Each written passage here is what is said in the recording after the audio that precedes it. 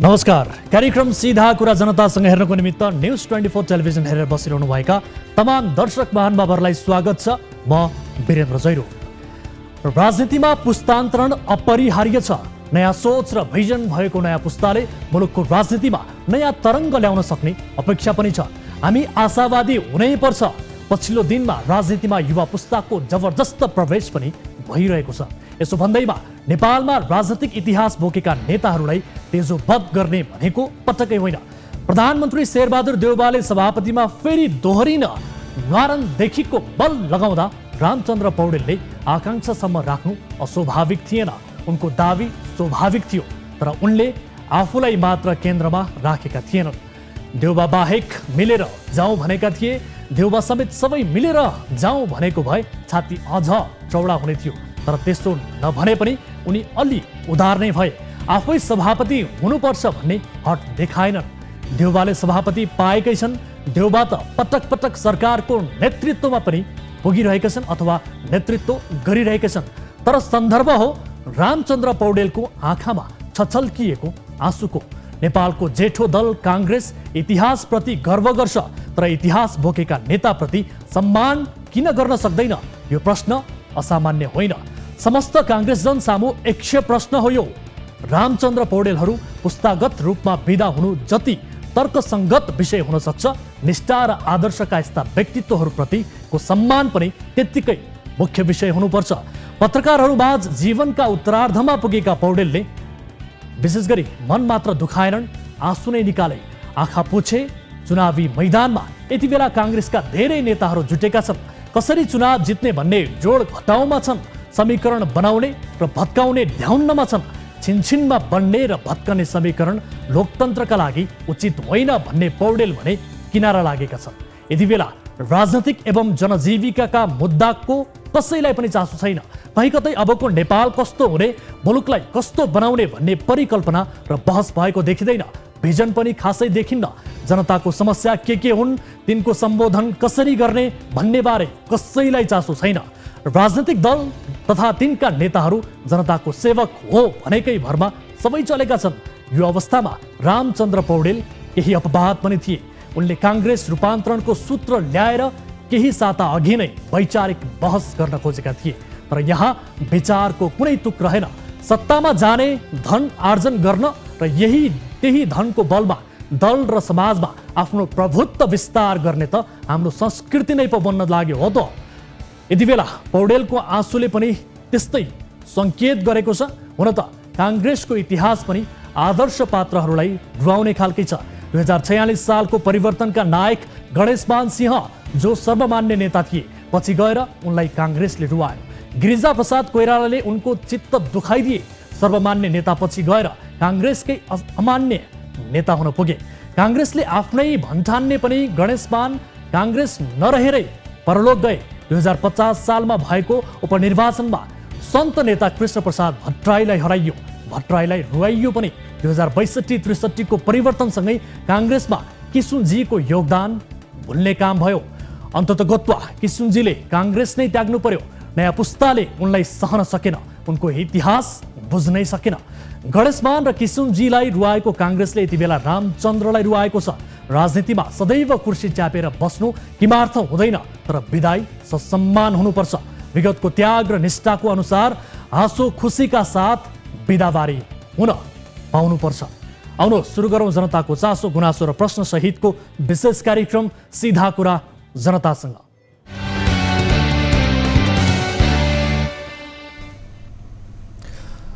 ब्रेकपछि स्वागत छ दर्शक महानुभावहरू। कार्यक्रम सीधा कुरा जनतासँगको एउटा अर्को एपिसोडमा आज पनि हामीले विविध विषयहरू कार्यक्रममा समावेश गरेका छौँ र विशेष गरी आम सर्वसाधारणसँग प्रत्यक्ष सरोकार राख्ने विषयहरूलाई कार्यक्रममा समावेश गर्दै त्यसको समाधान खोज्ने प्रारूपको यस कार्यक्रममा आज हामीले लामा अर्थात् बौद्ध धर्म अध्ययन गर्न भनी 23 जना नेपाली अबोध बालकहरूलाई गैर कानुनी रूपमा भारत पुर्याउन लागिएको रहस्य खुलेको विषय समावेश गर्ने जमर्को गरेका छौँ। न कुनै कागजात न कुनै स्वीकृति। ती 23 जना बालकहरूलाई 2 जना व्यक्तिहरूले वीरगन्जको सीमावर्ती भारतीय सहर रक्सोलको रेलवे स्टेसनबाट भारत पुर्याउन लागेको तथ्य फेला परेको छ र यो विषयको रिपोर्ट आजको कार्यक्रममा हामी प्रस्तुत गर्नेछौँ र यस घटनाको थप वास्तविकता जान्ने बुझ्ने कोसिस पनि आजको कार्यक्रममा गर्नेछौँ। त्यस्तै नेपाललाई भारतसँग रेल सञ्जाल मार्फत जोडिएको वीरगञ्ज स्थित सुक्खा बन्दरगाह विस्तारका लागि अधिग्रहण गरिएको जग्गाको मुआवजा वितरण हुन नसक्दा स्थानीयहरू मर्कामा परेको गुनासो गरिरहेका छन् र विशेष गरी टाटाबाटाहरूले मुआवजा लिए पनि निम्न वर्गीय नागरिकहरूले अझै पनि मुआवजा नपाएको भनेर गुनासो गरिरहेका छन् र उनीहरूको गुनासो आजको कार्यक्रममा सम्बोधन गराउने प्रयास रहनेछ।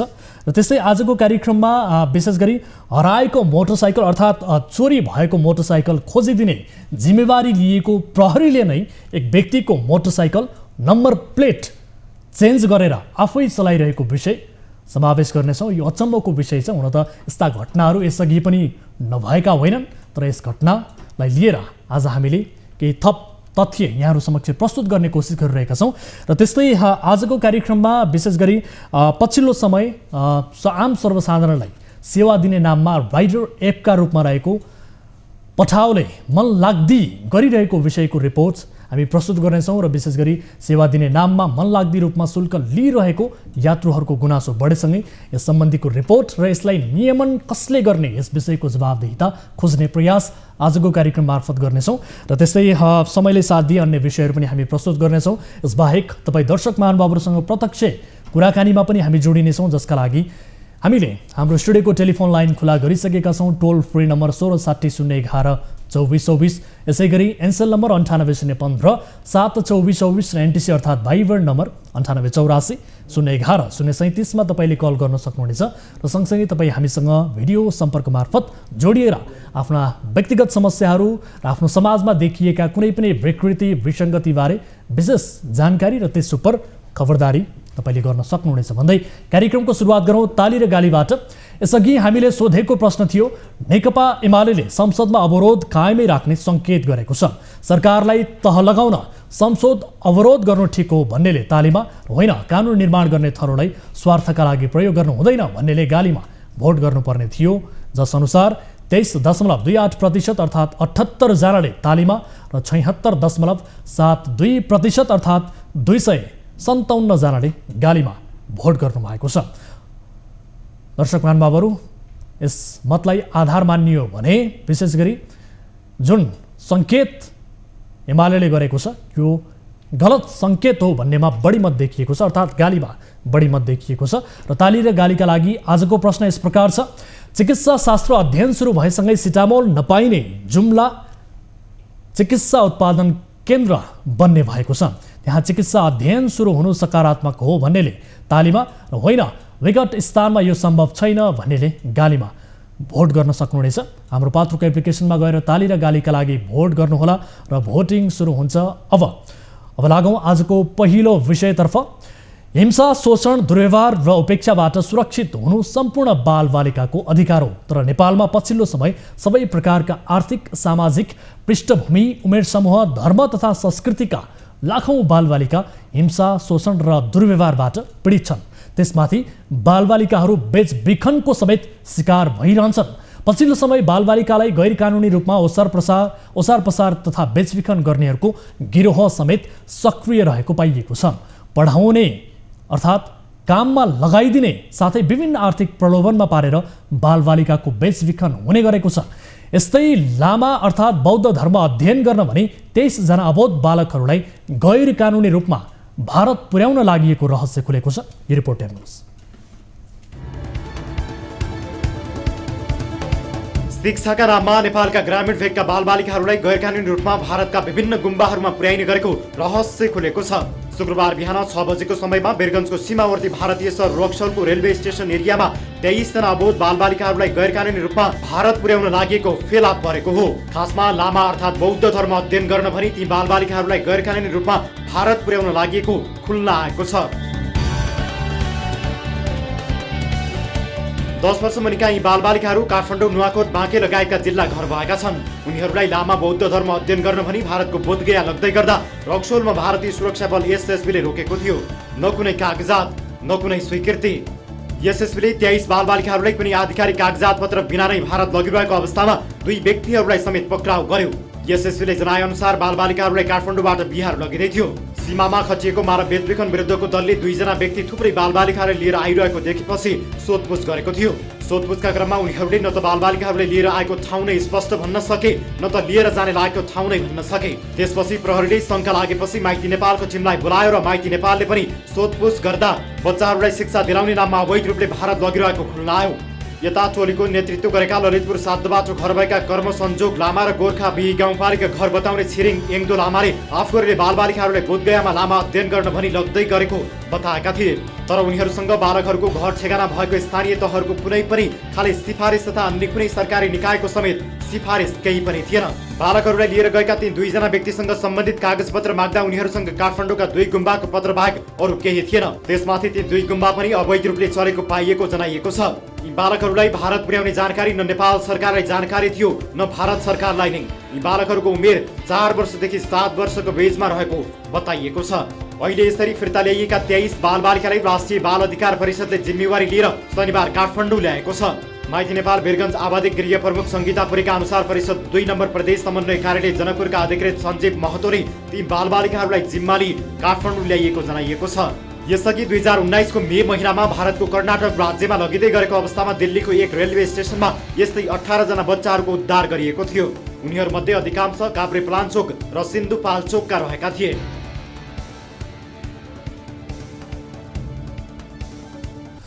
दर्शकहरू, यस विषयमा थप जानकारी दिनका लागि हामीसँग जोडिनु भएको छ माइती नेपाल वीरगञ्जकी प्रमुख सङ्गीता पुरी हाम्रो सम्पर्कमा हुनुहुन्छ।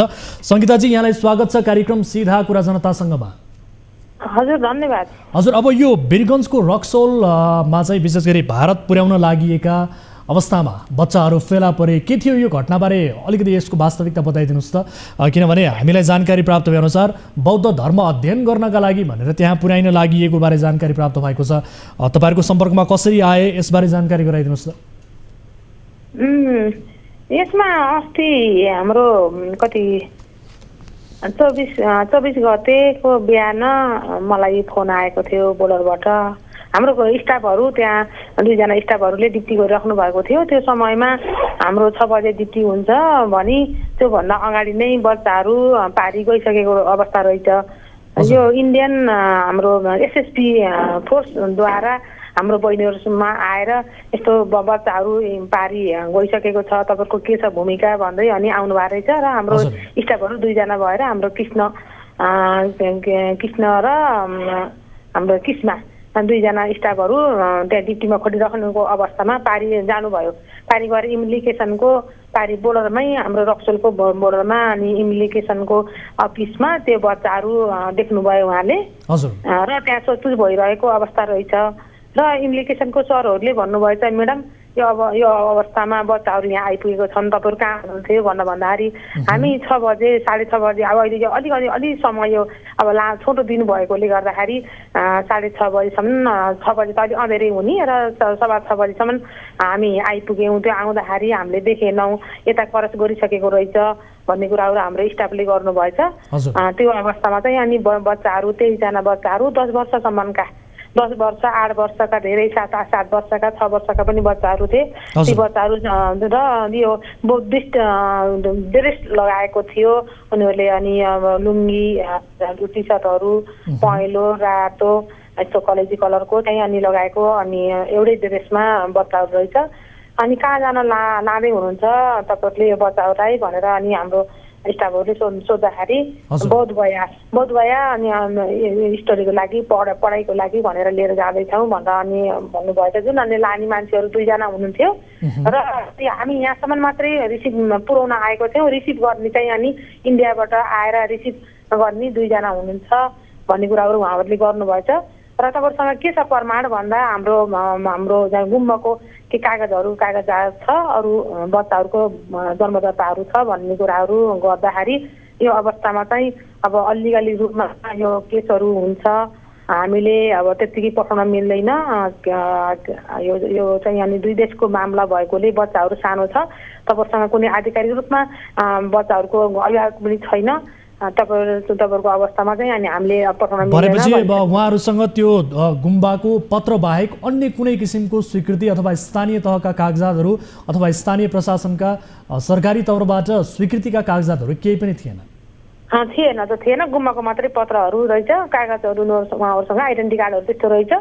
अनि नागरिकता नेपाली नागरिकता थियो, बच्चाहरूको पनि जन्मदाताहरू थियो, लाने मान्छेहरूको नेपाली नागरिकता थियो। त्यो अवस्थामा चाहिँ अनि अब नेपाल प्रहरीमा ल्याइयो, हाम्रो सीमा क्षेत्रमै त्यहाँ सोही साहब प्रहरी चौकीको इन्चार्ज सोही साहब हुनुहुन्छ, उहाँसँगै अनि समन्वय गरेर हामीलाई फोन गर्ने मलाई जानकारी गराउनु भयो। म अफिसमा थिएँ, हाम्रो स्टाफले जानकारी गराउँदा फोन मार्फत जानकारी गराउनु भयो।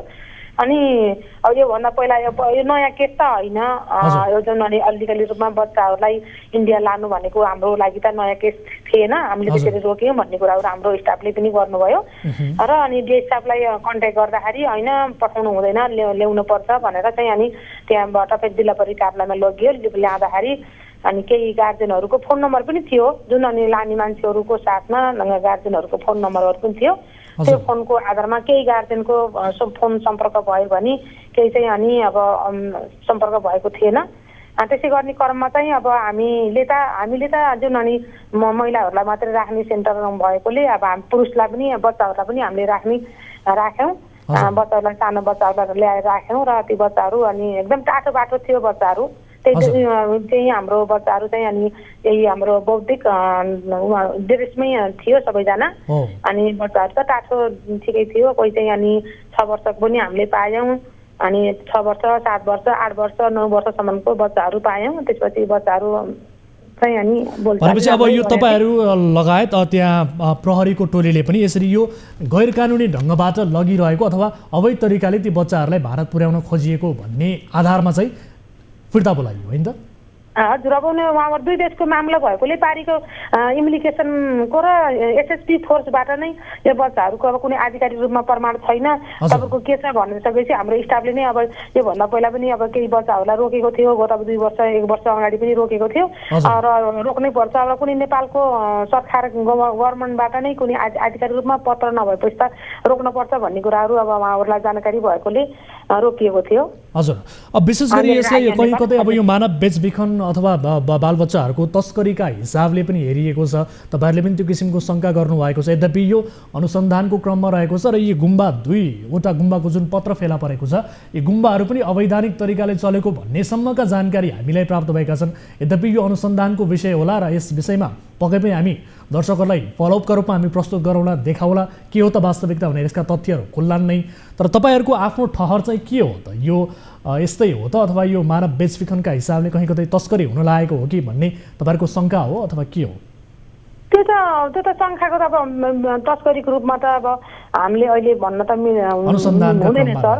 अब बौद्धिक धर्म मान्नेहरूले त्यस्तो गर्छन् भन्ने कुराहरू त अब हामीले अब तत्कालै अब भन्न मिल्दैन। अब त्यहाँ गइसकेपछि इन्डिया हो, इन्डिया गइसकेपछि अब धेरै प्रकारको केसहरू घट्नु त घटेको छ।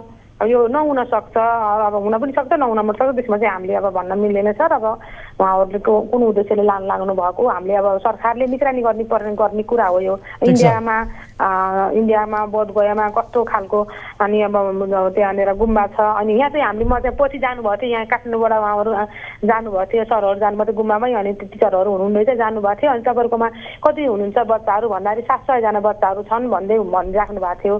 अनि अब त्यो चाहिँ अनि के कति हो अब हामीलाई त थाहा भएन सर। ठिक छ, त्यो अनुसन्धानको विषय रहला र यस विषयको थप तथ्य हामी दर्शकहरूलाई पक्कै पनि देखाउला। यसबारे हामीलाई थप अन्य जानकारीहरू पनि प्राप्त भइरहेका छन्। यद्यपि अब तपाईँ यो बताइदिनुहोस्, अब तपाईँ त्यहाँ एज एउटा प्रमुखको रूपमा काम गरिरहनु भएको छ, यसरी बालबच्चाहरू मात्र होइन समग्र मानव बेचबिखनको कुरा गर्ने हो भने तस्करीको रूपमा भइरहेको यस्ता घटनाहरू कतिको छ अथवा यसलाई नियन्त्रण गर्नका लागि तपाईँले कस्तो पहल गरिरहनु भएको छ, कतिको सफल भइरहनु भएको छ यस्तो केसहरूमा, यसबारे जानकारी गराइदिनुहोस् त। यसमा चाहिँ अब सीमा क्षेत्र भएकोले अब नेपालबाट भारत जानेको सङ्ख्या चाहिँ एकदम बढ्दो छ। सानो उमेरको बच्चाहरू त योभन्दा पहिला पनि जस्तै अनि सर्लाही, रौतहट, बारा, पर्साका बालकहरू यो जस्तै इन्डियामा जरुरी भर्न, सितारा भर्न र ब्यागहरू बनाउनको लागि भनेर पनि लिएर जाने, त्यहाँ गएर धेरै महिला बच्चाहरू अत्र परेको जोखिममा पर्ने गरेको चाहिँ हामीले रेस्क्यु पनि गरेका थियौँ। इन्डियाको बालगृहहरूले पनि उद्धार गर्नको लागि पहल गर्नुभएको थियो र हामी मुजफ्फरपुर, मोतिहारी जस्ता गएर गृहमा गएर हामीले उद्धार पनि गरेका थियौँ। त्यो अवस्थाका केसहरू अब जस्तै सितारा भर्ने, जरुरी भर्ने, त्यसपछि अनि यो स्टेसनरी स्टेसनहरूमा अनि यो ममफुली बेच्नको लागि भनेर कुनै एजेन्टले लिएर जाने र दिनभरि ममफुली बेचाउने अनि यो नरिवलहरू पनि बेचाउने त्यस्तो पनि केसहरू थियो। अहिले 2-3 वर्षको अवधिमा त्यो केसहरू हामीले पाएका छैनौँ र अन्य महिलाहरू चाहिँ त अब कामको खोजीमा इन्डिया जाने क्रम चाहिँ अनि बढ्दो छ र अहिले के छ भने हामीले के पनि पाएका छौँ। यो वर्षमा के पाएका छौँ भन्दाखेरि पाहाडको युवाहरू जस्तै 20 वर्षभन्दा माथि 18 वर्षभन्दा माथिको किशोरीहरू यो पटनामा यो कम्पनीहरू छ, यो विन कम्पनी भन्छन्। यो विन कम्पनीमा चाहिँ अनि यो कपडा प्याकिङ गर्ने, कपडा फ्याक्ट्री कपडा प्याकिङ गर्ने भनेर चाहिँ अनि जाँदा रहेछन्। हामीले चाहिँ अहिले चाहिँ यो जुन 2021 को हाम्रो यो वर्षमा चाहिँ अनि हामीले लगभग 45 जना युवा युवतीहरूलाई सीमा क्षेत्रबाट हामीले फर्काएका छौँ। त उहाँहरू चाहिँ अनि यो फेसबुकमा चिनिजान भएर पूर्वको महिला, पश्चिमको युवा, पश्चिमको अनि त्यसरी युवाहरू फेसबुकमा कन्ट्याक्ट भएर चिनजान भएर चाहिँ अनि 1 हप्ताको ट्रेनिङ लिनुपर्छ। 1 हप्ताको ट्रेनिङ लिएपछि अनि हामीले 50-60 हजार, कहिले त 2 लाख पनि अनि त्यहाँ पेस गरेको हामीले पायौँ र अनि 50-60 हजार, 90 हजार, 1 लाख, 2 लाख त्यस्ता पैसाहरू त्यहाँनिर धरौटी राख्ने। त्यो धरौटीको अवधिसम्म ट्रेनिङ अथवा खाना बस्न पाइन्छ भनेर चाहिँ अनि कहिले चाहिँ अनि त्यही पैसा पनि अनि 20 हजार तलब हुन्छ भनेर केही 1-2 महिनाको चाहिँ अनि 2 लाख त्यहाँ धरौटी राख्नेले 30 हजार तलब पाइन्छ भनेर एकपटकमा 30 हजार पनि फर्काइदिएको अवस्था हामीले पायौँ। त्यो अवस्थाको पनि अत्यन्तै अनि बढेको अवस्था छ अहिले र विभिन्न केसमा चाहिँ अनि भारत जाने र तेस्रो मुलुक जाने सङ्ख्या पनि बढेको छ र नेपालबाट भारतै गएर बिहा व्यापारमा कोठीहरूमा बिक्री गर्नेको सङ्ख्या चाहिँ हामीले अब त्यो चाहिँ अब अलिक कम पाएको, यो 2-3 वर्षको अनुभवमा चाहिँ अलिक कम पाएको हामीले अनुभव गरिरहेको छ। अन्य केसको हकमा चाहिँ अब महिनामा 30-40 जना महिला बालबालिकाहरू हाम्रो गृहमा समर्थन दिने गरेका छौँ। हस्, समय र जानकारीका लागि म यहाँलाई धेरै धेरै धन्यवाद दिन चाहन्छु। हस् हजुर, धन्यवाद। दर्शक महानुभावहरू, यस विषयमा थप कुराकानी गऱ्यौँ र विशेष गरी 23 जना जो अबोध बालकहरू छन् ती बालकहरूलाई बौद्ध धर्म अध्ययन गर्ने भनेर भारत पुर्याउने 2 जना व्यक्तिहरू शङ्कास्पद अवस्थामा रहेपछि ती 23 जना बालबालिकाहरूलाई पनि फर्काइएको अवस्था छ। यद्यपि कुनै धर्मप्रति हाम्रो ठेस पुर्याउने उद्देश्य होइन, यो अर्थ नलागोस्, तर यसरी शङ्कास्पद रूपमा गैर कानुनी रूपमा कुनै कागजी प्रक्रिया पुरा नगरिकन कुनै स्वीकृति बिना न नेपालको सरकारलाई थाहा छ न भारतको सरकारलाई थाहा छ, यसरी गैर कानुनी रूपमा अवैध रूपमा ती बालबालिकाहरूलाई भारत पुर्याउन खोज्दाखेरि शङ्कास्पद लागेर फर्काइएको अवस्था छ र ती बालकहरूलाई अहिले राष्ट्रिय बाल अधिकार परिषदको जिम्मा लगाइएको छ। माइती नेपाल र भारतीय एसएसबीको समन्वयमा फर्काउन सफल भएको छ। यसबारे थप वास्तविकता पक्कै पनि खुल्ला। यद्यपि यस विषयलाई हामी फलोअप गर्नेछौँ भन्दै आजको अर्को विषयतर्फ यहाँहरूको ध्यान आकर्षण म अब यति बेला गराउन चाहन्छु। नेपाललाई भारतसँग रेल सञ्जाल मार्फत जोडिएको वीरगञ्ज स्थित सुक्खा बन्दरगाह विस्तारका लागि अधिग्रहण गरिएको जग्गाको मुआब्जा वितरण हुन नसक्दा स्थानीयहरू मर्कामा परेका छन्। सुक्खा बन्दरगाह विस्तारका लागि वीरगञ्ज महानगरपालिका वडा नम्बर 25 सिर्सियाका 62 बिघा जग्गा अधिग्रहण गरेको लामो समय बितिसक्दा पनि हालसम्म स्थानीय नागरिकहरूले मुआब्जा पाउन नसक्दा अनावश्यक समस्या झेल्नु परेको गुनासो गरेका छन्। ड्राइपोर्ट भन्सार र आइसिपी भन्सार बीचको अधिग्रहण गरिएको 62 बिघा जग्गामा 2 सरकारी कार्यालय बीच तालमेल नमिल्दा मुआब्जाका लागि ढिलाइ भइरहेको स्थानीयवासीले जानकारी दिएका छन्। पर्साबाट टिभी जर्नलिस्ट हरिशङ्कर शर्माले पठाएको यो विशेष रिपोर्ट हेर्नुहोस्। मुआब्जाका लागि धाउँदा हैरान स्थानीय। गत वर्ष जिल्ला प्रशासन कार्यालय पर्सा मार्फत मुआब्जा वितरणको काम सुरु भएकोमा बढी जग्गा भएका एवं पहुँच भएकाहरूले मात्रै मुआब्जा पाए भने छिटफुट रूपमा थोरै जग्गा भएकाहरूले हालसम्म मुआब्जा पाउन सकेका छैनन्। सिर्सिया टोलमा करिब 600 घर परिवार बसोबास गर्दै आएका छन्। तिनीहरूमध्ये 15%ले मात्रै मुआब्जा पाएका छन् भने बाँकीले हालसम्म मुआब्जाको लागि सम्बन्धित निकाय थाइरहेका छन्। मुआब्जा नपाउँदा न्यून स्तरका परिवारहरू बढी मर्कामा परेका छन्। सरकारले मुआब्जा वितरणमा ढिलाइ गर्दा आफूहरू यहाँबाट अन्यत्र जान पनि नसक्ने र आवश्यक परेको बेला कसैले कर्जा पनि नदिने गरेकाले समस्या भएको उनीहरूको भनाइ छ। उनीहरूका अनुसार छोराछोरीको विवाह गर्दा बिरामी पर्दा तथा अन्य कुनै पनि बेला अकस्मात पैसाको आवश्यकता पर्दा कतैबाट नपाउने गरेको उनीहरू बताउँछन्। यहाँसम्म कि उनीहरूले आफ्नो जग्गा सुक्खा बन्दरगाहको नाममा भइसकेका कारण बैंकले पनि कर्जा दिन नमानेकाले आफूहरू अन्य जग्गा समेत खरिद गर्न नसकेको गुनासो पोखे।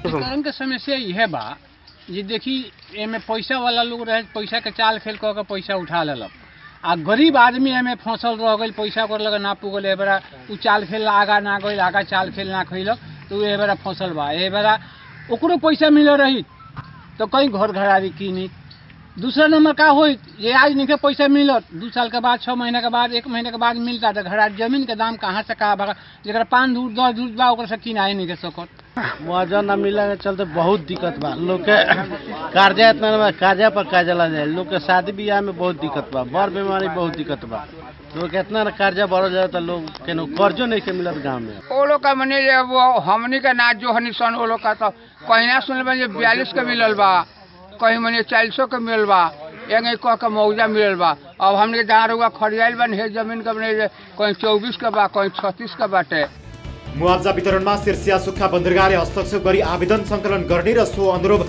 तत्काल कार्य सम्पादन नगरेका कारण मुआवजा वितरणमा ढिलाइ भइरहेको उनीहरू बताउँछन्। गत वर्षको माघ 7 गते जिल्ला प्रशासन कार्यालय पर्साले सूचना प्रकाशित गर्दै 30 दिनभित्र अधिग्रहणमा परेका 979 जनाले आवेदन बुझाउन भनेको थियो। तर मुआवजा तथा क्षतिपूर्ति निर्धारण समितिमा निवेदन दिनुपर्नेमा सिर्सिया सुक्खा बन्दरगाह भन्सारले हस्तक्षेप गरी उक्त मुआवजाको निवेदनहरू प्राइभेट भन्सारमा सङ्कलन गरी मालपोत कार्यालयमा फाइल पठाएपछि सुक्खा बन्दरगाह भन्सारको नाममा पूर्जा बनेपछि मात्र जिल्ला प्रशासन कार्यालयले भुक्तानीको लागि पत्राचार गर्ने शर्तमा काम सुरु गरेको थियो। तो अधिकरण कैला पर से कुछ लोग के पैसा दिले बा आ रहल कि 10% लोग के लगभग पैसा मिलल बा बेसी पैसा वाला लोग के गरीब गुरबा के कोनो का भी पैसा दूर में बा तरा 1 कट्ठा में बा 2 कट्ठा में कोनो के पैसा नहीं मिलल अभी ठीक बा। आ समस्या ये बा कि जब के बीच में अब जमीन लोग किने जाता तो जमीन मिलत नहीं के 5 लाख 7 लाख दूर से कोनो कम नहीं के जब जमीन ले लक सब फार्म उरम भरा गइल बा कागज पत्र सरकार के नावे हो गइल बा हमनी के जमीन के कोनो सुनवाई नहीं खे ना भाव लागल बा ना हमनी के पैसा देता आ कहीं जाए जाता जमीन के तो 7 लाख 8 लाख जमीन धूर के देता आई जमीन 3.5 लाख के धूर हमनी के गाँव ले लेबा कहता जो उससे बेसी भगवे ना करी तो हमनी के कथी से जमीन किनल जाई जकरा 1 धूर जमीन बा ओकरा घर आवश्यकता नहीं है कहीं जमीन किने के ओकरा खाना खाए के एक बेर समस्या नहीं है। पूर्जा बनेको 1 वर्ष बित्यो तर पाएनन् मुआवजा। सुक्खा बन्दरगाहको नाममा पूर्जा बनेको लगभग 1 वर्ष बित्न लाग्दा पनि स्थानीयहरूले मुआवजा पाउन सकेका छैनन्। सुक्खा बन्दरगाहको नाममा पूर्जा बनेपछि जिल्ला प्रशासन कार्यालय मार्फत करिब 1.5 अर्ब रकम मुआवजा वितरण गरियो तर त्यो केही सीमित व्यक्तिहरूले मात्रै पाएका छन्। आन्दोलनका अगुवा राजनैतिक दलसँग आबद्ध एवं बढी जग्गा भएकाहरूले मात्रै मुआवजा पाएका छन् भने बाँकी कच्चा एवं धुरमा जग्गा हुने गरीब न्यून स्तरका परिवारहरू हालसम्म मुआवजा पाउन सकेका छैनन्। 62 बिघाका लागि कम्तीमा 6-7 अर्ब रुपियाँ आवश्यक पर्ने देखिएको छ। 5 वर्षदेखि जग्गा अधिग्रहणको नाममा स्थानीयको जग्गा सरकारले रोकका गर्दा र मुआवजा वितरणमा ढिलाइ गर्दा सिर्सियावासी मर्कामा परेका छन्। उनीहरूले मुआवजा समयमा नपाउँदा अन्य ठाउँमा बसाइसराई छोराछोरीको बिहे र बैंकिङ कारोबार गर्न समस्या भइरहेको गुनासो गरेका छन्। तत्कालीन पर्साका सहायक प्रमुख जिल्ला अधिकारी दुर्गादत्त पौडेलको संयोजकत्वमा गठित मुआवजा तथा क्षतिपूर्ति निर्धारण उपसमितिले 2076 सालमा 13 प्रकारका जग्गाको वर्गीकरण गर्दै कट्ठाको 40 देखि 67 लाख रुपियाँसम्म मुआवजा निर्धारण गरे पनि पर्याप्त बजेटको अभावमा मुआवजा वितरण भएको थिएन। यसै विषयमा थप कुराकानी गर्नका लागि हामीसँग जोडिनु भएको छ संघर्ष समितिका अध्यक्ष विजय तिवारी हाम्रो सम्पर्कमा हुनुहुन्छ। अध्यक्षज्यू यहाँलाई स्वागत छ कार्यक्रम सीधा कुरा जनतासँगमा। धन्यवाद सर। हजुर, अब मुआवजा नपाएर तपाईहरुले संघर्ष समिति गठन गर्नु भएको छ। यसअघि पनि संघर्ष समिति गठन भएको थियो। यसअघिको संघर्ष समितिले के काम गर्यो, तपाईहरुले के काम गर्दै हुनुहुन्छ, अहिलेसम्म तपाईहरुकोमा कतिको सम्बोधन भयो यसबारे जानकारी गराउनुस् त। कति जनाले मुआवजा पाए? सर, संघर्ष समिति त पहिलेदेखिकै हो र अहिले पनि छ। आन्दोलन हाम्रो पहिले पनि चलिरहेको थियो, त्यो आन्दोलन अहिलेसम्म समाप्त हुन सकेको छैन। हजुर, कन्टिन्यू नै छ। सुरुमा हामीले 72 सालमा हाम्रो जग्गा रोका भयो, नेपाल सरकारले अधिग्रहणको लागि जग्गा रोका गरिदियो। अनि त्यसपछि हामी जग्गा फुकुवा गराउनको लागि होइन, हामी आफ्नो जग्गा दिँदैनौँ भनेर त्यसको लागि आन्दोलन गर्यौँ। सरकार मानेन। नमानेपछि हामीले अब त्यो बाध्य भएर अब त्यो जग्गाको ठिक छ, अब सरकारले लिन्छ, सरकारलाई आवश्यकता छ भनेदेखि हामी दिन्छौँ, तर हाम्रो जग्गाको उचित मुआवजा निर्धारण गरेर मूल्य निर्धारण गरेर हामीले क्षतिपूर्ति पाउनु पर्यो। त्यसको लागि हामीले सङ्घर्ष गर्दाखेरि 73 सालदेखि अनवरत रूपमा सङ्घर्ष गर्दा गर्दा बल्ल आएर 77 मा मुआवजा चाहिँ तोकियो। हजुर, मुआवजा तोकिँदा पनि हामीले जुन एउटा आधार दिएका थियौँ चलन चल्तीको मूल पाउनुपर्छ, त्यसको लागि हामीले लेखतहरू पनि मालपोतमा जग्गाहरू खरिद बिक्री भएको छेउछाउका जग्गाहरू 72 सालतिर अनि त्यसको हामीले लेखतै बुझाएका थियौँ, तर त्यसलाई पनि आधार मानिएन। हचुवाको भरमा हाम्रो जग्गालाई 13 वटा वर्गमा बाँडेर अनि वर्गीकरण गरेर मुआवजा तोकियो, जुन अपर्याप्त मुआवजा भएको कारणले हामीले फेरि त्यसको विरोध गरेर आन्दोलनमा गएका थियौँ। तर केही नलागेपछि, सरकारले केही नसुनेपछि प्रधानमन्त्री, गृहमन्त्री, अर्थमन्त्री सबै शीर्ष नेताहरूलाई भेटेर हामीले ज्ञापन पनि बुझायौँ। तर चारैतिरबाट आश्वासन, ठिक छ तपाईँहरूको माग जायज हो, गाउँघर विस्थापित भइरहेको छ, तपाईँहरूको बारेमा सोच्नुपर्छ भने तर कसैले पनि हाम्रो फेरि त्यसलाई सम्बोधन त्यो मागहरू गरे। ठिक छ, अब हामीले जानकारी प्राप्त गरे अनुसार र हामीले बुझे अनुसार जो राजनैतिक पहुँच बढी भएका व्यक्ति हुन् र बढी जग्गा भएकाहरूले मात्रै मुआवजा पाए, तर जो निमुखा वर्ग हुन्, गरिब वर्गहरू हुन्, उनीहरूले चाहिँ मुआवजा पाएनन् भन्ने कुरा आइरहेको छ। यस्तो किन भयो त? सही नै हो त्यो कुरा। हजुर, किनभनेदेखि अहिले 52 वटा व्यक्तिहरूले मुआवजा पाएका छन्। हजुर, अनि म्याक्सिमम त्यो जुन छ त्यो बढी जग्गा खेत र जग्गाहरू भएका मानिसहरूले मुआवजा बुझे। 1.5 अर्ब निकास भएको थियो गत आर्थिक वर्षमा। अनि त्यो केही व्यक्तिहरूले जुन अगाडि फारम भरिसकेका थिए, गाउँका मानिसहरू जुन घर घरेरी साना साना मान्छेहरू छन्, टुक्रा टुक्रा जग्गा सानो भएका व्यक्तिहरू, उनीहरू चाहिँ मुआवजा बुझ्न मानेका थिएनन्। तर अब बाध्य भएर सबैजना भर्न थालेपछि अब के गर्ने, बाध्य भएर उनीहरूले पनि भरे।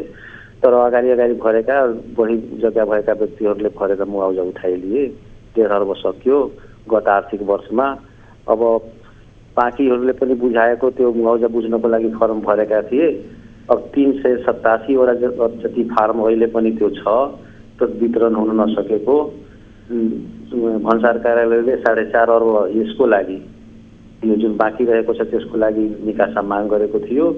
तर गत 5 महिनादेखि त्यहाँ अर्थ मन्त्रालयमा फाइल अड्केको थियो। बजेट पनि पास गरेको छैन। कस्तो छ सरकारको काम हेर्नुहोस् त। यहाँ हाम्रो जग्गा 387 जनाको जग्गा मालपोत कार्यालयमा पास पनि भइसकेको छ, नेपाल सरकारको नाममा गइसक्यो, तर मुआवजा दिने काम भइरहेको छैन। हजुर, अब ठिक छ, यसअघिका जो सङ्घर्ष समिति त यसअघि पनि बनेको थियो, यसअघिका जो पूर्व अध्यक्ष हुनुहुन्छ अम्बिका पटेल, उहाँले आफ्नो मुआवजा लिनुभएछ।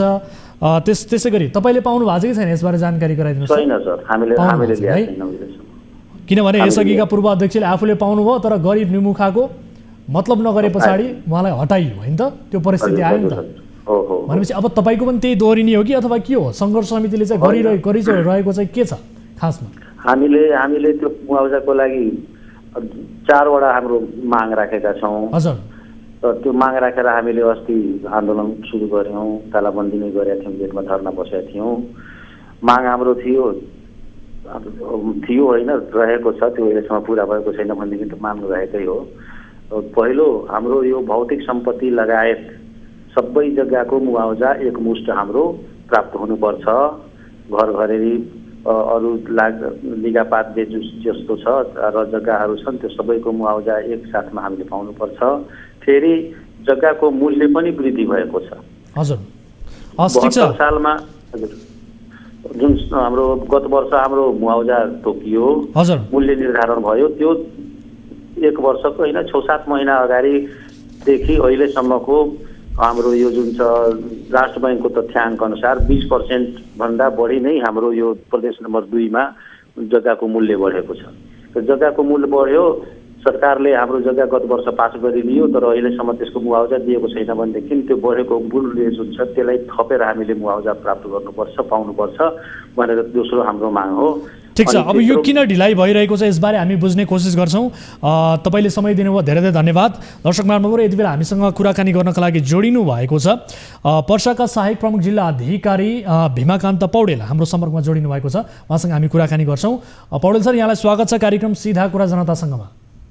धन्यवाद हजुर, नमस्कार। हजुर, अब यो सुक्खा बन्दरगाह विस्तारका लागि जुन अधिग्रहण गरिएको जग्गाको मुआवजा विवाद छ, यो मुआवजा वितरणमा ढिलाइ चाहिँ किन भएछ? अब यो अघि नै पनि भनिसक्नु भएको छ अध्यक्षज्यूले। अब अलिकति सुरुमा चाहिँ अलिकति सरकारले निर्धारण गरेको रेटमा एग्री नभएर अलिकति ढिला भएको अवस्था हो।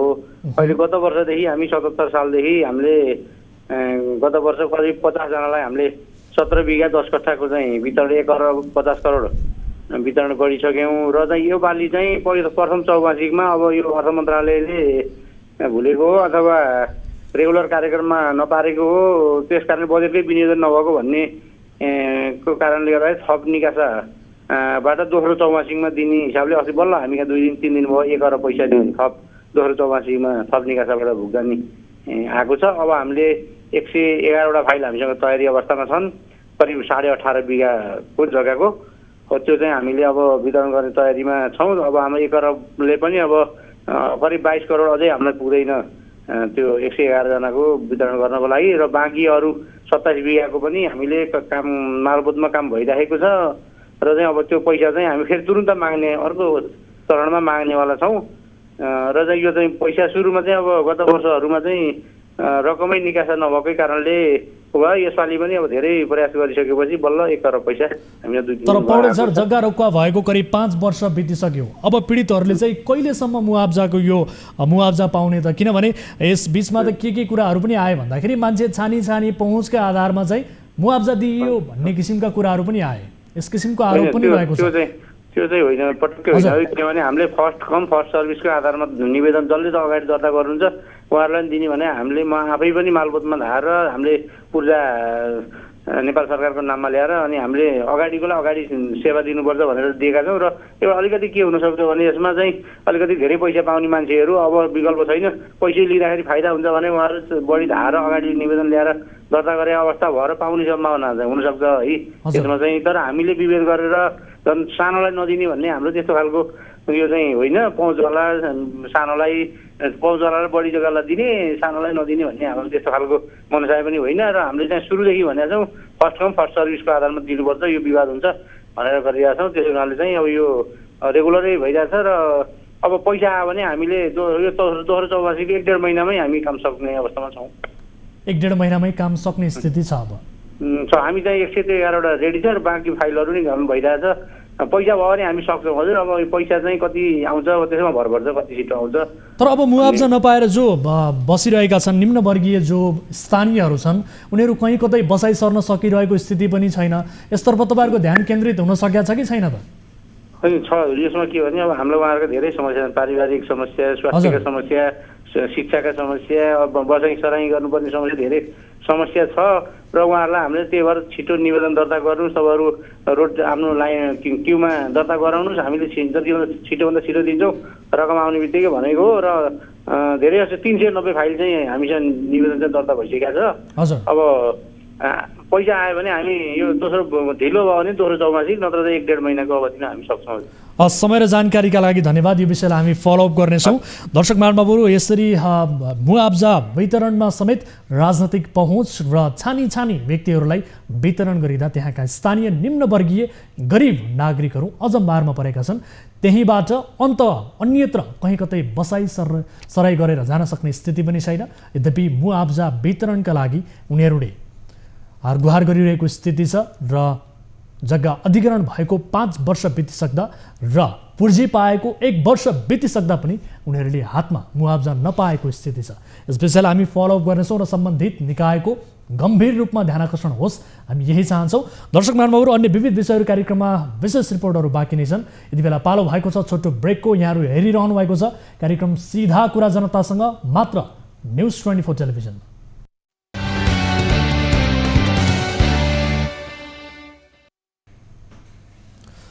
ब्रेकपछि स्वागत छ दर्शकहरू कार्यक्रम सीधा कुरा जनतासँगमा। अब अर्को विषय, दर्शकहरू, प्रहरी मेरो साथी भनिन्छ। अधिकांश घटनामा यो पुष्टि समेत हुन्छ, तर एकाध घटनामा यस्ता हुन्छन् जसले समग्र प्रहरी सङ्गठनको छविमा प्रश्न चिन्ह खडा गर्छ। काठमाडौँ गोकर्णका श्याम गोपाल श्रेष्ठको मोटरसाइकल 1 वर्ष अगाडि हराएको थियो। उनले मोटरसाइकल भेटाउने आशासहित प्रहरीमा उजुरी नै दिए। आफ्नो मोटरसाइकल चोरी हुनासाथ श्रेष्ठले गोकर्ण प्रहरी प्रभागमा निवेदन दिनुका साथै ट्राफिक प्रहरीको टोल फ्री नम्बर 103 मा समेत जानकारी गराएका थिए। उजुरीका सबै प्रक्रिया पूरा गरे पनि 1 वर्ष बितिसक्दा समेत मोटरसाइकल नपाएका उनले हाल भने मोटरसाइकलको वास्तविकता थाहा पाएका छन्। तर त्यो वास्तविकता उनलाई पत्याउनै भने गाह्रो भयो। मोटरसाइकल खोजिदिने जिम्मेवारी लिएको प्रहरीले नै उनको मोटरसाइकलको नम्बर प्लेट फेरेर चलाइरहेको थाहा पाएपछि उनी चकित परे। सो मोटरसाइकल प्रयोग गर्ने जुन प्रहरी छन्, प्रहरीले जुन हरकत गरेका छन् त्यसले झन् प्रहरी सङ्गठनमाथिको विश्वसनीयतालाई हल्लाइदिएको छ। श्रेष्ठको रातो नम्बर प्लेटको मोटरसाइकललाई प्रहरीले सेतो नम्बर प्लेट सरकारी वाहन बनाएर चलाएका रहेछन्। यसरी श्रेष्ठको मोटरसाइकललाई सेतो नम्बर प्लेट राखेर चलाउने जो प्रहरी छन् ती प्रहरी जोरपाटी प्रहरी प्रभागका प्रहरी प्रमुख प्रहरी सहायक निरीक्षक असै दिपेन्द्र पन्त हुन्। श्रेष्ठले सो मोटरसाइकल आफन्त विकास श्रेष्ठसँग किनेका थिए। बा 99 प 5697 नम्बरको 220 सीसीको बजाज कम्पनीको पल्सर मोटरसाइकल उनले आफ्नो नाममा भने ल्याउन पाएका थिएनन्।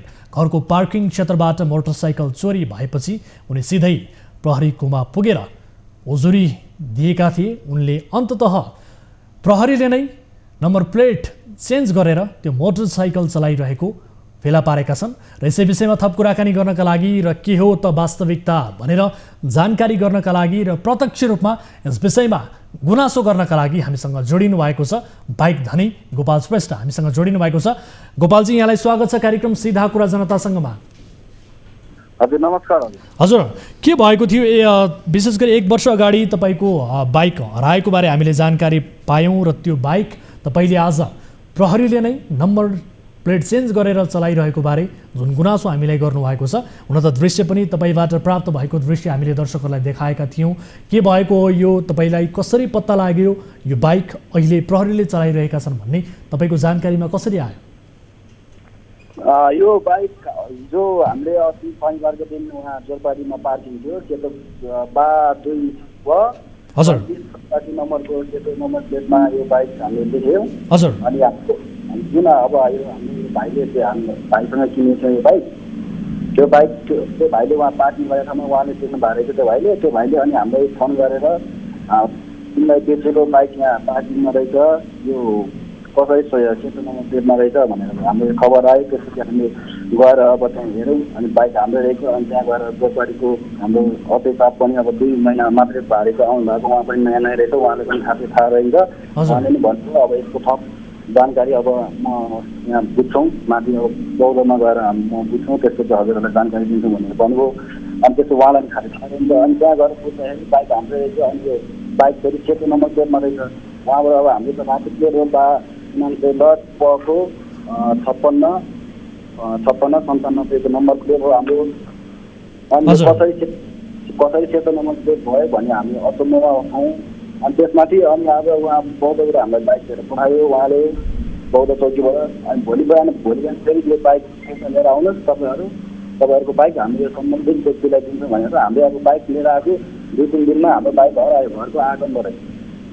उहाँले भन्नुभएको यो तपाईँहरूको बाइक होइन, तपाईँहरूको अब यो बिलबुक जसको नाममा छ उहाँलाई चाहिँ हामी यो बाइक दिएर पठाउँछौँ भन्नुभएको। भोलि बिहान फेरि उहाँहरूले बाइक मगाउनु भएको, त्यसको लागि मगाउनु भयो, त्यो हामीलाई थाहा छैन फेरि।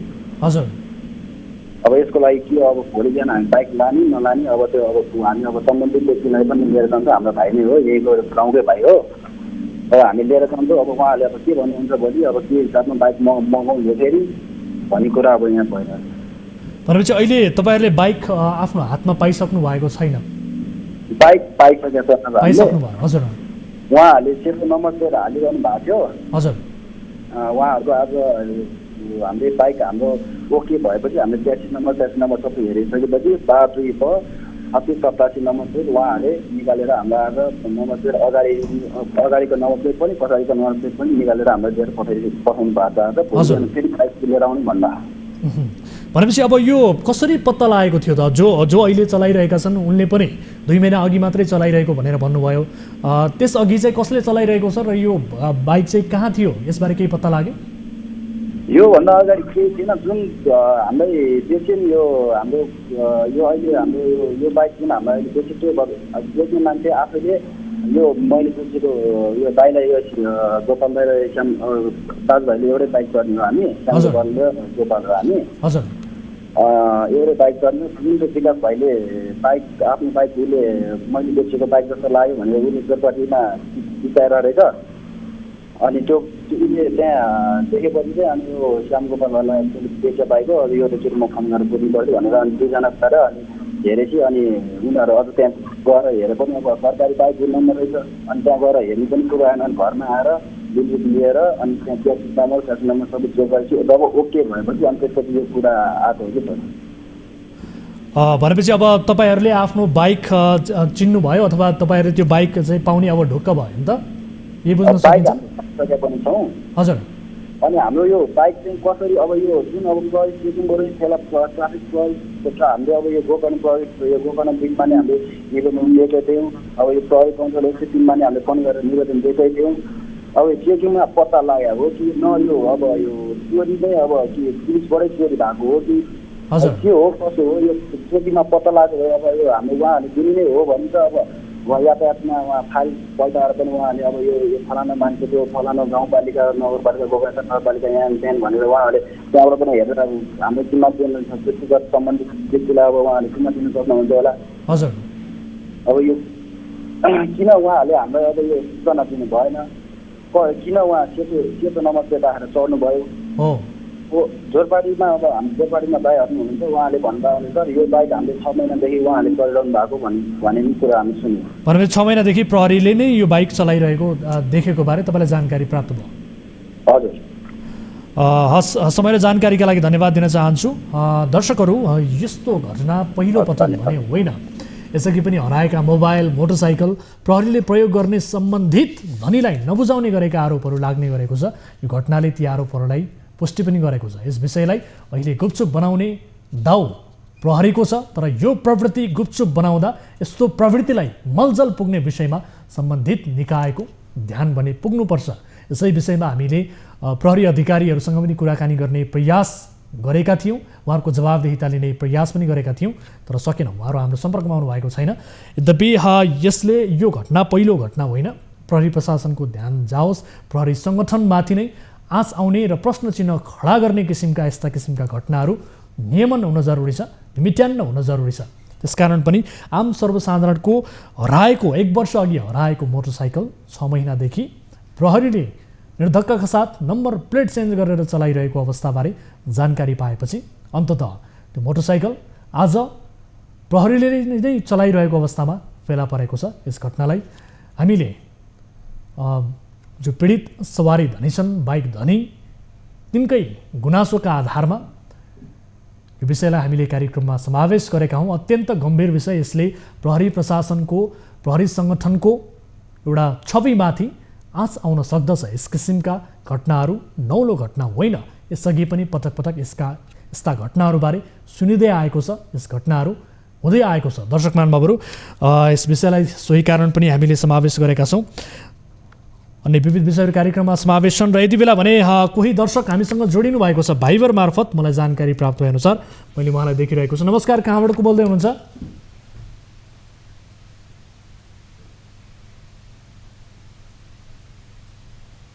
यहाँको आवाज मैले सुन्न सकिरहेको छैन दर्शक महानुभावहरू यति बेला कोही हामीसँग भाइबर मार्फत जोडिनु भएको बारे मैले जानकारी प्राप्त गरिरहेको छु सर मलाई धेरै प्रब्लम छ सर अहिले म 35 दिन जेलमा बसेर निक्लेको सर मलाई फसाइएको छ सर कहाँबाट भन्नुभयो साउदीबाट जलन तिवारी भन्नुभयो हजुर जलन तिवारी मेरो घर पूर्व इलाम हो म अहिले साउदी अरबको दम्मामा छु सर के भएको हो के समस्यामा पर्नु भएको छ तपाईले जेल परेको पनि भनेर बताउनु भयो के हो यसबारे अलिकति विस्तृतमा बताउनुहोस् मेरो त्यो रुममा चाहिँ एउटा साथीसँग झगडा परेको थियो त्यो साथीले चाहिँ रक्सी ल्याएर चाहिँ आएर चाहिँ रुममा रक्सी खाएर चाहिँ मसँग झगडा गरिसकेपछि अनि टोयलेटमा गएर लडेर चाहिँ उसको खुट्टा चाहिँ टाइल्सले काटिएको थियो अनि दुईजना मिलेर चाहिँ मलाई चाहिँ आरोप लगाएर चाहिँ पुलिस बोलाएर चाहिँ मलाई 35 दिन जेलमा थुन्यो सर त्यस पछाडि म अहिले न म घर जान सक्छु न यहाँ बस्न सक्छु कम्पनीले काम दिएको छैन सर म एकदम बिचल्लीमा छु सर भनेपछि यो कहिलेको घटना हो तपाईहरुको झगडा कहिले भएको हो लगभग तपाईँको सर लगभग 40 दिन भइसक्यो सर, 40 दिन भइसक्यो। तपाईँहरूको कार्यक्रममा म समावेश हुन चाहन्थेँ सर। अब भनेपछि अब यो 40 दिनदेखि तपाईँले काम गरिरहनु भएको छैन नियमित रूपमा? ठुलो प्रब्लम छ सर, कम्पनीले काम पनि दिएको छैन सर मलाई। 40 दिनदेखि तपाईँ कामविहीन हुनुहुन्छ? हजुर। तपाईँलाई कामबाट किन निकालियो त? हजुरको आवाज राम्रो सुनिएन सर। तपाईँलाई चाहिँ कामबाट किन निकालिएको रहेछ यसबारे के भन्छ? मलाई चाहिँ खासमा चाहिँ कम्पनीले के भनेको छ भन्दाखेरि त्यो दुईजना भाइहरूले चाहिँ मलाई छुरी हानेको भनिएको छ, तर मैले छुरी हानेको पनि थिइनँ। ऊ लडेर खुट्टा काटिएको थियो सर। त्यस पछाडि चाहिँ कम्पनीले मलाई भन्दैछ कि छुरी हानेर तैँले यस्तो गरेको, मलाई काम दिँदिनँ भन्छ सर। त्यही भएको सर। ए भनेपछि अनि प्रहरीले चाहिँ के भन्यो त तपाईँलाई? के भनेर अहिले छोड्यो? प्रहरी र यहाँको कोर्टले चाहिँ मलाई निर्दोष साबित गरेर चाहिँ मलाई 35 दिनमा मलाई चाहिँ यहाँबाट रिहा गरिदियो सर। त्यति उसले भन्यो कि त निर्दोष छस्, तेरो एभिडेन्स केही छैन भनेर मलाई साइन गरेर छोडिदियो सर। म अहिले रुममा छु सर। अनि अब तपाईँको अबको चाहना चाहिँ के हो त? म अबको चाहना चाहिँ मेरो नेपाल आउने सर। म यहाँ खाडी मुलुकमा बस्न चाहदिनँ सर। मलाई जसरी भए पनि नेपाल झिकाइदिनुहुन्छ कि भनेर मैले तपाईँको आश गरेर मैले कार्यक्रममा फोन गरेको सर। हजुर, अब के काम गर्नुहुन्थ्यो यसबारे अलिकति डिटेल्स बताउनुहोस् त। तपाईँ कुन कम्पनीमा हो? म चाहिँ रेस्टुरेन्टमा, म चाहिँ फुड रनर हो सर। म फुड रनरको काम गर्छु अगोरा रेस्टुरेन्ट भन्ने ठाउँमा अल्फोभरमा। र त्यहाँ पनि अब काम नदिइसकेपछि चाहिँ म कता जानु सर? कति दिन खानु र साथीहरूको पनि पैसा छैन, मसँग पनि पैसा छैन। एक छाक खाएर बस्छु सर म। हस्, के भएको रहेछ यसबारे हामी बुझ्ने कोसिस पक्कै पनि गर्नेछौँ। आफ्नो समस्या राख्नुभयो, यहाँले आफ्नो गुनासो राख्नुभयो र आफ्नो इच्छा व्यक्त गर्नुभएको छ नेपाल आउने। यसबारे हामी बुझ्ने कोसिस गर्नेछौँ। यद्यपि तपाईँलाई जेलमा पनि राखिएको बारे जानकारी दिनुभएको छ र सँगसँगै केही साथीहरूसँग झगडा भएको विषय पनि छ। यो संवेदनशील विषय छ। के भएको रहेछ यसबारे बुझेर तपाईँलाई मद्दत गर्ने कोसिस हाम्रो रहनेछ। तपाईँ जोडिनु भयो, यसका लागि धेरै धेरै धन्यवाद। हुन्छ सर, धन्यवाद। दर्शक महानुभावहरू, यति बेला साउदीबाट हामीलाई सम्झिनु भएको थियो। कार्यक्रममा प्रत्यक्ष रूपमा तपाईँले देश विदेश जहाँ जस्तो सुकै अवस्थामा हुनुहुन्छ आफ्ना समस्याहरूबारे बताउन सक्नुहुनेछ। तपाईँले बोलेका कुराहरू, तपाईँले गुनासो गरेका कुराहरू कार्यक्रममा प्रत्यक्ष रूपमा तपाईँले राख्न सक्नुहुनेछ र ती कुराहरू प्रत्यक्ष रूपमा जाने भएका हिसाबले पनि त्यस उप हामी तत्कालै आफ्नो धारणा बनाउँदैनौँ सुनेकै आधारमा, र त्यस उप हामीले आफ्नो अध्ययन गरेर त्यसको वास्तविकता थप बुझेर मात्रै आफ्नो धारणा बनाउने रहन्छ। यद्यपि हाम्रो तर्फबाट पीडामा परेका, अन्यायमा परेका, समस्यामा परेका देश विदेशमा रहेका नागरिकहरूलाई मद्दत गर्ने कोसिस भने रहन्छ भन्दै आजको अर्को विषयतर्फ यहाँहरूको ध्यानाकर्षण गराउन चाहन्छु। हामी तपाईँको गुनासो सुन्छौँ र सरकारवालासम्म पुर्याउने प्रयास गर्दछौँ। अहिले पछिल्लो समय हाम्रो 24 हेल्प डेस्कमा पठाओले गरिरहेको मनोमानीका बारेमा धेरै गुनासो आउन थालेको छ। छिटो र सर्वसुलभ यात्राका लागि थुप्रै नेपालीले पठाओ एप प्रयोग गर्छन्, तर यात्रुलाई सुविधा दिने नाममा पठाओले मनलाग्दी शुल्क असुल्न थालेको गुनासो हामीलाई प्राप्त भएको छ। टिभी जर्नलिस्ट उपेन्द्र शाहीले तयार पारेको यो रिपोर्ट हेर्नुहोस्।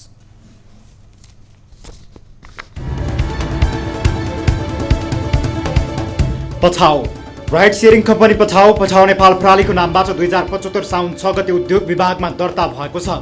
4 वर्ष नबित्दै 35 लाखले पठाओ एप डाउनलोड गरेका छन् भने 1,50,000 जनाले दैनिक प्रयोग गर्ने गरेका छन्।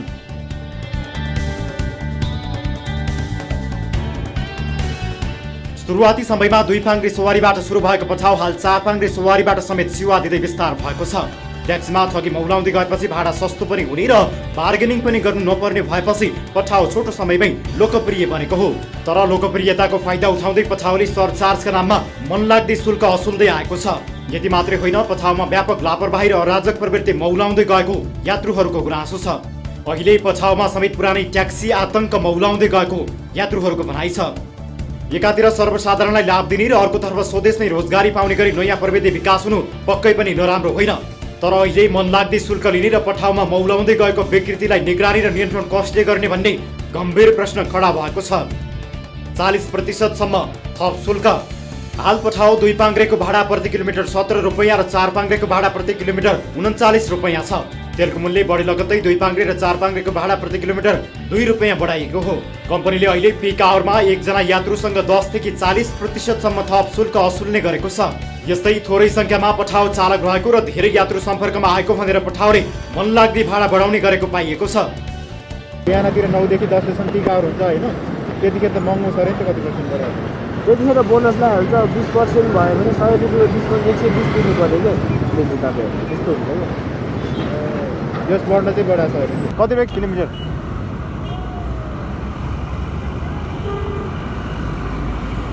हजुर किलोमिटर रुपियाँ भन्ने हुँदैन किलोमिटर हुन्छ नि त किन हुँदैन किलोमिटर रुपियाँ हजुर किलोमिटर यति किलोमिटरको यति रुपियाँ भन्ने हुँदैन के किन हुँदैन हुन्छ कम्पनीले निर्धारण गरेको छ होइन अनि कति हो त अझ रातिमा चालकहरूले यात्रु ओसार पसार गर्न नरुचाउने भन्दै 100% भाडा बढाउने बार्गेनिङ नै गर्ने गरेका छन् त्यो तपाईँको राति भइसकेपछि अब त्यो 9 बजेपछि 10 बजेपछि 11-12 बजेपछि त 100% नै हुन्छ होइन 11-12 बजेपछि 100% 12 बजे त्यो भने किन नि त्यो चाहिँ अब डेढी लाग्ने राति भएकोले 12 बजे डेढी भने चाहिँ बस त्यसको डबल के उनीहरूले अफिसले नै होइन 10%, 15%, 25% समयअनुसारले दिन्छ क्या जस्तो अहिले तपाईँको क्राउड एरिया भनेको तपाईँको कहाँ भने अब न्यु रोड एकदम क्राउड हुन्छ नि होइन त्यसमा चाहिँ हटजुन राखेको हुन्छ क्या उनीहरूले त्यस बाबतको 20% रकम भने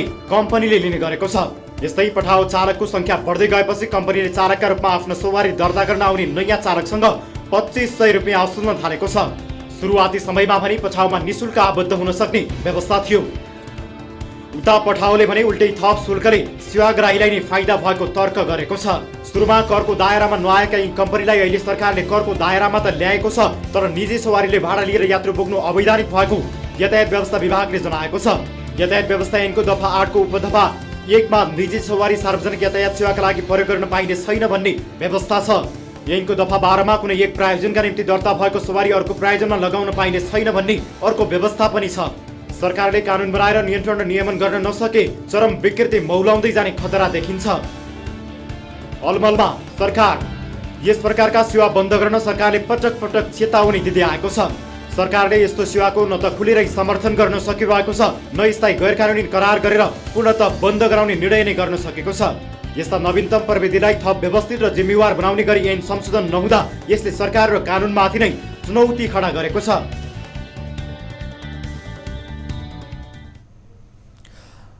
दर्शकहरू यसै विषयमा थप कुराकानी गर्नका लागि हामीले जोड्ने प्रयास गरेका थियौँ यातायात व्यवस्था कार्यालयका प्रमुख नमराज घिमिरेज्यूलाई तर समय अभावका कारण उहाँलाई जोड्न सकेनौँ यद्यपि यातायात व्यवस्था विभागले चाहिँ यसलाई अवैधानिक हो भन्छ सुरुवाती दिनहरूमा करको दायरामा समेत नआएका यी पठाउ लगायत अन्य जति पनि एप राइडर्स सेवाहरू छन् यी पठाउ टुटल लगायतका जति पनि निजी सवारीहरू छन् यी अहिले भने करको दायरामा आएका छन् यद्यपि सुरुवाती दिनमा बिमा समेत यात्रुको बिमा सँगसँगै सवारी साधनको सवारी चालकको बिमा पनि गरिएको थिएन यद्यपि अहिले भने बिमामा आएका छन् तर पछिल्लो समय सर्वसाधारणलाई सेवा दिने नाममा मनलाग्दी रूपमा शुल्क बढाइरहँदा आम सर्वसाधारण यात्रुहरूले भने गुनासो गर्न थालेका छन् हो धेरै युवाहरूले यसबाट रोजगारी पाएका छन् त्यसलाई सकारात्मक मान्न सकिएला तर ट्याक्सीमा जुन किसिमको मनलाग्दी शुल्कको आतंक थियो त्यही आतंक फेरि पठाओले समेत दोहोर्याउन थालेको भान भइसकेको छ यसरी आम सर्वसाधारणहरूलाई सेवा दिने नाममा यसलाई मनलाग्दी रूपमा शुल्क लिने असुल्ने यस किसिमको अवस्था सृजना गर्न पाइँदैन यस किसिमको एउटा यो कानुनले पनि भनेको छ यद्यपि निजी सवारी साधनलाई या सार्वजनिक रूपमा प्रयोग गर्न पाइँदैन भन्ने किसिमका कुराहरू राखेको छ यद्यपि यो विषयलाई नियमन गर्नका लागि सरकारी निकायले भने चासो दिएको अवस्था छैन यसको व्यवस्थित रूपमा यसलाई नियमन गरेर सञ्चालन गरिनु पर्दछ भन्नेतर्फ जोड लगाउँदै आजका लागि यिनै विषयहरू प्रस्तुत गर्दा गर्दै कार्यक्रमको निर्धारित समय पनि सकिएको छ थप न्युजका लागि हाम्रो वेबसाइट www.news24nepal.com हेर्नुहोला साथै हामीलाई फेसबुक ट्विटर र युट्युबमा पनि फलो गर्न सक्नुहुनेछ यस्तै कुनै समस्या पर्नु भएको छ भने तपाईँले 24 घण्टा हाम्रो 24 हेल्प डेस्कमा टोल फ्री नम्बर 1660112424 यसै गरी एनसेल नम्बर 9801572424 एनटिसी अर्थात् भाइबर नम्बर 9884011037 मा कल गर्न सक्नुहुनेछ भन्दै आजका लागि कार्यक्रम सिधा कुरा जनतासँगबाट म वीरेन्द्र जैरू बिदा हुन्छु नमस्कार।